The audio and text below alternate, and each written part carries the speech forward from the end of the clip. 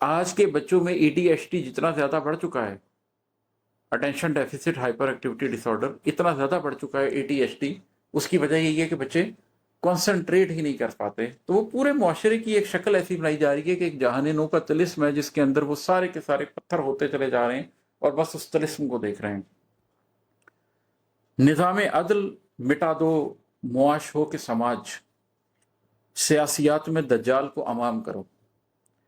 یہ جو نظام عدل ہے نا، یہ بڑا ضروری ہے، اس لیے کہ اسلام عدل پر قائم ہے.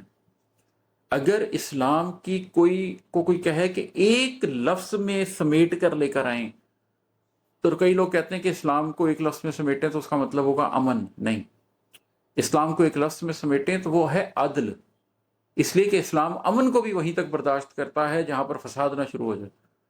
اس کے بعد وہ امن کے اوپر بھی جنگ کو توجیہ دیتا ہے.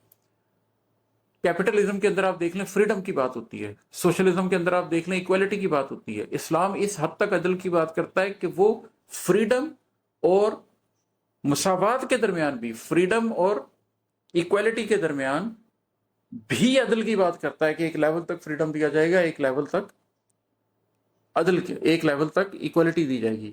عدل کو لے کر آپ نے چلنا ہے. اللہ تعالیٰ نے قرآن میں بھی اس بات کے بارے میں بڑی واضح بات کی ہے کہ اللہ نے میزان اتارا، میزان کے اوپر آپ نے چیزوں کو تول کے رکھنا ہے، اپنی چیزوں کو قائم کر کے رکھنا ہے.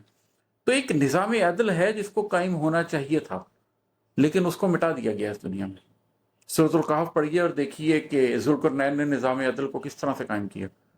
انہوں نے نظام عدل کو ایسے قائم کیا کہ انہوں نے ایک سفر کیا، وہاں پر ان کو ایک ایسی قوم ملی جس کے اوپر کوئی سائبان تک نہیں تھا، سایہ تک نہیں تھا ان کے اوپر، بالکل کسمہ پرسی کے عالم میں رہ رہے تھے. انہوں نے کیا کیا؟ کچھ بھی نہیں کیا، ان لوگوں کو اسی حال میں چھوڑ کر واپس آ گئے.